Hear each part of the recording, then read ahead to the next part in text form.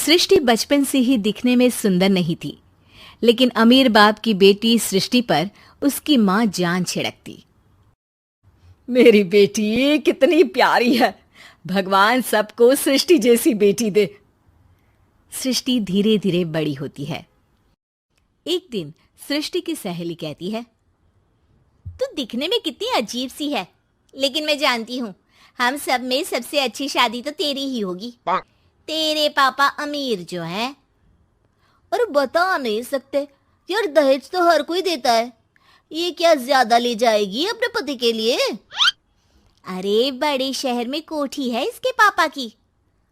अरे पापा की है ना, कौन सी इसकी है? इसकी होती तब तो कोई भी लड़का इससे शादी कर लेता। अरे पापा की मतलब पापा की है तो मेरी ही है ना? किसने कहा? अब तेरी तो तब होगी ना जब तेरा भाई ना हो।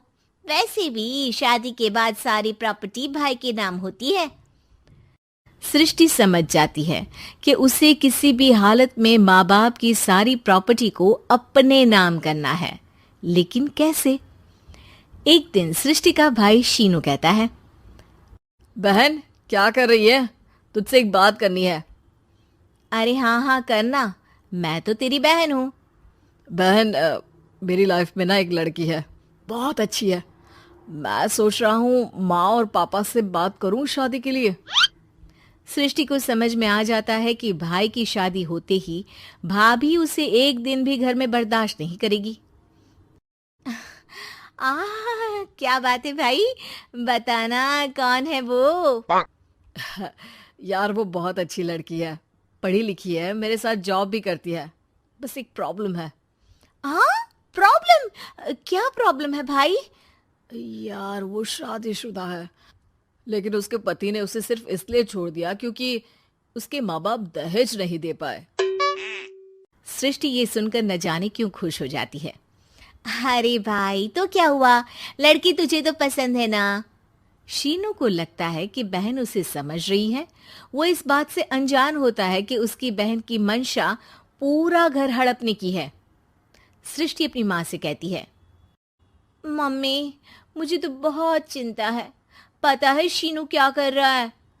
अरे क्या कर रहा है, वो तो काम पर जाता है और वापस घर आता है। नहीं ना माँ, वो यही तो नहीं कर रहा, बाकी सब कर रहा है।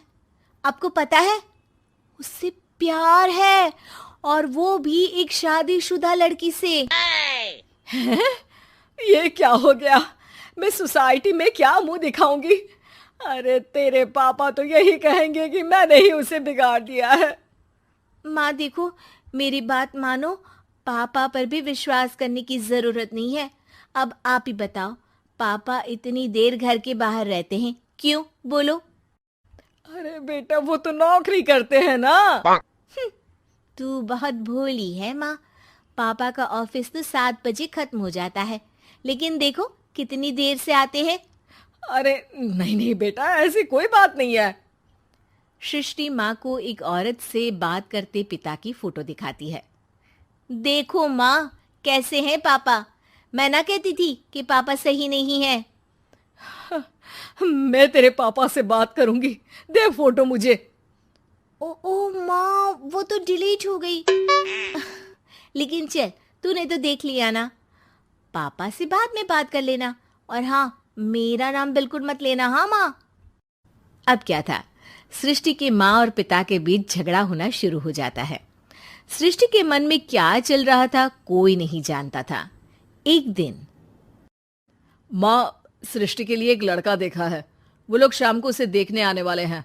और हाँ माँ, एक खुशखबरी, मैं और पापा मिलकर एक नया बिजनेस ट्राई कर रहे हैं। शाम को लड़का आता है, सांवले रंग का। सृष्टि को तो बिल्कुल भी पसंद नहीं आता। लड़की की माँ कहती है, लड़की का चेहरा तो कोई खास नहीं, लेकिन अगर मेरे बेटे को आप लोग सेटल कर दें तो मैं उसकी शादी आपकी बेटी से करवा दूं। सृष्टि को लड़का बिल्कुल पसंद नहीं था। उसे भाई पर गुस्सा आ जाता है। लड़के वालों के जाने के बाद कहती है, माँ देखा शीनू मेरे लिए कैसा लड़का लेकर आया, न दिखाने लायक न सुनने लायक, सेटल भी नहीं, वो भी हम करें। अरे माँ, मैं जानती हूँ ये मेरी शादी किसी भी घर में क्यों करवाना चाहता है। अरे कैसी बात कर रही है बहन? तूने तो देखा ना, लड़के को मैंने ही मना कर दिया तुझसे शादी के लिए। जिसने लड़का बताया था उसने उसकी बहुत तारीफ की थी। बात आई गई हो जाती है, लेकिन सृष्टि का मन शांत नहीं होता। क्या करूं, कुछ समझ में नहीं आ रहा। मेरी शादी हो गई तो ये लोग पूरी प्रॉपर्टी शीनू के नाम कर देंगे, मेरे हाथ तो कुछ लगेगा ही नहीं। तभी सृष्टि को आइडिया आता है। वो किसी वकील को फोन करती है। जी देखिए, अगर आपके मम्मी पापा का तलाक हो जाता है तो आपके पिता की आधी प्रॉपर्टी आपकी माँ के नाम हो जाएगी, फिर उसे वो किसी को भी दे सकती है। सृष्टि अब माँ को बेटे के खिलाफ भरती है। माँ, शीनू पर नजर रखा करो, वो जिस लड़की के प्यार में है ना वो शादीशुदा है। यहाँ आएगी, सारा पैसा रुपया जमीन जायदाद सब हड़प लेगी। पापा का भी हाल तुमसे छुपा नहीं है। ऐसा ना हो कि मैं और आप एक दिन सड़क पर भीख मांगे। हे भगवान, मैं तो जीते जी मर जाऊंगी अगर ऐसा हो गया तो। ऐसा हो गया नहीं माँ, ऐसा ही होगा। अभी समय है, आगे का सोच लो। मैं तो कहती हूँ पापा से आधी प्रॉपर्टी लेकर अलग हो जाओ। पापा की आधी प्रॉपर्टी भी हम लोगों को अगर मिल जाती है ना तो अगले 7 जन्म सफल समझो। बेचारी माँ बेटी के कहने पर पति से तलाक लेकर अलग हो जाती है। सृष्टि अब पैसों से गाड़ी और अपने दूसरे महंगे शौक पूरे करने लगी। उसके दोस्त भी उसके पैसे इस्तेमाल करते।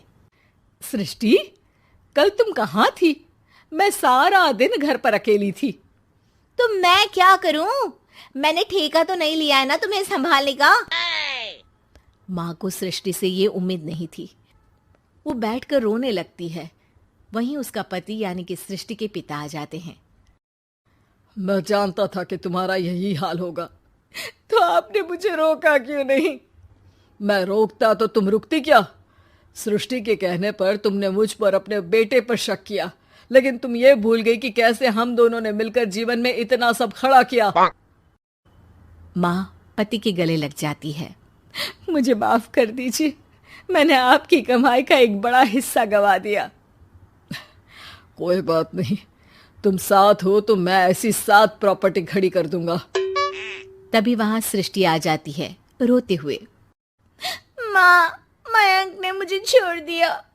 वो बोल रहा था जब तक मेरे पास पैसे थे तब तक ही वो मेरे साथ था। पापा, माँ, मुझे माफ कर दीजिए।